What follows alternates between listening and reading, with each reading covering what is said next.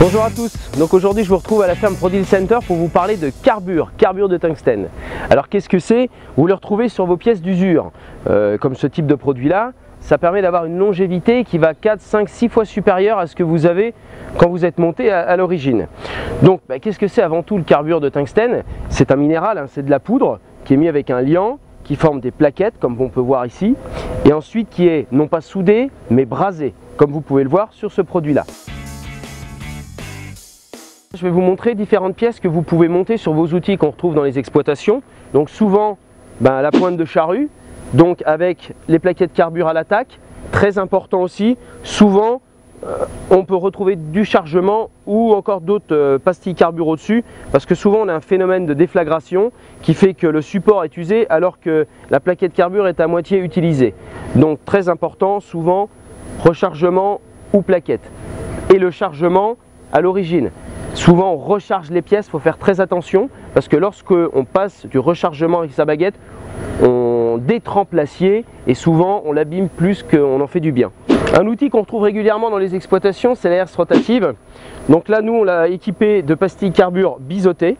Alors pourquoi biseauter? Pour éviter déjà des phénomènes de résistance et de frottement qui fait tirer la dent et qui fait tirer la rotative et donc le tracteur. Et l'intérêt aussi c'est d'envoyer la terre sur les côtés pour éviter le frottement du support. Donc on a soit des pastilles à 90 de haut ou 135. Petite nouveauté aussi, c'est le carbure sur le disque. Alors c'est vrai qu'on en voit très peu, ça vient de sortir il y a très peu de temps. Donc en fait on a installé sur le crénelé évidemment des pastilles carbure biseautées de telle façon d'avoir la même épaisseur que le disque et que les attaques soient protégées par la pastille carbure justement. Donc là on est vraiment dans des sols très usants et une fois que vous êtes parti là-dessus, votre outil peut durer un sacré bout de temps. Produit aussi qu'on a régulièrement dans les exploitations, c'est l'outil à dents. Donc l'outil à dents toujours équipé au niveau du soc d'une pastille, d'une pointe carbure et de rechargement sur la surface justement pour éviter de manger le haut du support.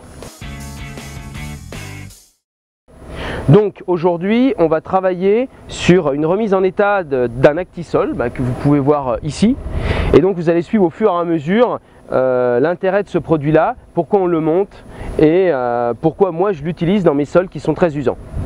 Bon, faut savoir que depuis que j'ai installé toutes ces pièces carbure, j'ai une longévité qui a été 4 à 5 fois supérieure à ce que j'avais à l'origine, déjà premièrement. Secondo, je n'ai pas passé mon temps à changer les pièces à chaque fois qu'elles étaient usées, donc gain de temps aussi. Et troisièmement, j'ai surtout gardé toujours un phénomène de pénétration parce que le carbure, lui, permet de garder un angle d'attaque qui fait que mon outil travaille toujours pareil à 10, 20, 100, 150 hectares d'effectués. Je vais vous expliquer ce que je vais changer sur mon produit. Donc déjà, le nez de protection qui commence à être usé. Bon, celui-ci je l'avais changé pour faire des tests, mais je vais en profiter pour tout changer. Alors très important, le nez de protection, toujours avec le biseau carbure sur tout l'angle, toute la hauteur du sabot. J'en ai même fait mettre aussi sur les petits angles d'attaque sur le côté. Et très important, rechargement jusqu'au bout du nez de protection. Ensuite, la pointe carrelée que vous connaissez tous sur ce produit-là. Alors, petite différence avec l'origine, on a fait mettre sur cette barre de 25 une barre de 35. Pourquoi? Ça ne dérange pas du tout la pénétration de l'outil, c'est surtout que ça permet de protéger le nez de protection parce que l'embasse de la pointe est plus large. Ensuite, deux choses. Vous avez le sabot de fissuration ou le sabot de fissuration à ailette que vous pouvez voir ici. Le sabot de fissuration pour pouvoir travailler en profondeur sans bousculer le sol. Donc équipé de plaquettes carbure et de rechargement sur le côté. Et moi, sachant que je travaille entre 10-15 cm, je préfère mettre ce qu'on appelle le sabot de fissuration à ailette. Donc c'est des toutes petites ailettes, ce qui évite le lissage évidemment et la différence des grosses ailettes de déchômage. Donc ils sont toujours équipés, comme le sabot de fissuration, de plaquettes carbure de rechargement, mais aussi de plaquettes carbure sur les ailettes. Donc je vais l'installer avec ce produit-là. Chose très importante quand vous êtes sous un outil comme on le fait nous, ne pas croire que le relevage et le troisième point peuvent toujours tenir l'outil. Nous on a mis un renfort, voyez, un bois là-bas, un bastin qui puisse tenir l'outil au cas où on a un troisième point qui faiblisse. Très important, c'est votre sécurité.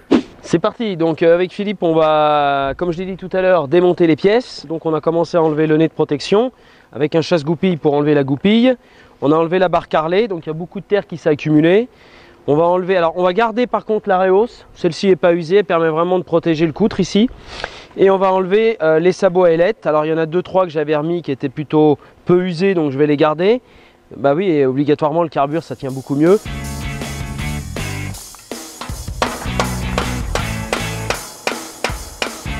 On a terminé de tout démonter. Alors je vous avoue que ça n'a pas été une mince affaire parce que la terre s'est mise dedans, elle séchait, s'est mise aussi dans le porte-dents, c'était assez compliqué. Bon, on a quand même réussi à tout enlever. Donc maintenant ça va être le moment le plus sympa, le remontage des pièces. Notre pointe carrelée qu'on va faire glisser dedans. On la resserrera après, on fera notre réglage après. L'intérêt de mettre la pointe, c'est qu'elle va permettre de tenir les vis qui sont là pour pouvoir boulonner facilement. Mon sabot, la petite astuce, on passe le doigt sur le derrière et ensuite on les met comme ça. Je mets celui-là du milieu bien sûr, c'est fait. Et voilà. Maintenant, le nez de protection à faire glisser, impeccable. Donc alors, le mieux c'est de tout positionner avant de tout resserrer. Voilà. Alors aussi très important, pour le réglage de sa pointe, une fois que j'aurai fini de mettre la goupille et de bien serrer, votre pointe, je ne sais pas si vous pouvez voir ici, le carbure doit rester à ce niveau-là. Des fois on a envie d'avancer la pointe pour dire ça va mieux rentrer, et derrière, mais vous mangez le support. Donc vraiment, l'avancer le plus loin possible. Donc maintenant, eh bien, j'ai plus qu'à visser donc, cette vis là pour faire tenir ma pointe carrelée, mettre ma mécanabus ici pour faire tenir mon sabot de fissuration et je finirai par serrer mes 3 écrous. Et voilà sur les 13 dents parce que c'est un 4,20 m donc 13 dents.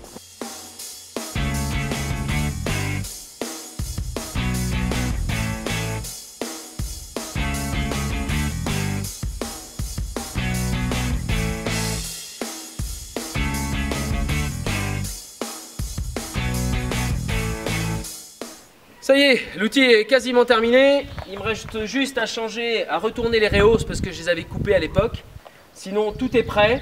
Alors, comme je vous l'ai expliqué ce matin, quand vous êtes équipé carbure, que c'est neuf dès le départ, vous prenez une parcelle avec très peu de cailloux et surtout vous réduisez votre vitesse de telle façon que tous les angles de votre carbure puissent s'arrondir un petit peu. C'est une histoire de quelques hectares. Et vous allez voir après, c'est un vrai confort de travail. Quand on a des sols usants comme les miens, des limons battants, de la silice, du sable, vous avez une vraie qualité de travail et qui dure 4, 5, 6 fois plus longtemps que de la pièce lambda. Donc moi je vous dis à très bientôt sur ProDeal Center et sur notre chaîne YouTube. Et juste pour info, tiens, un petit truc tout bête, il paraît que le carbure, donc le tungstène, est pratiquement aussi résistant que du diamant. Alors je ne sais pas si on a encore fait des bagues pour les dames en carbure de tungstène, mais en tout cas la résistance est pratiquement la même que du diamant.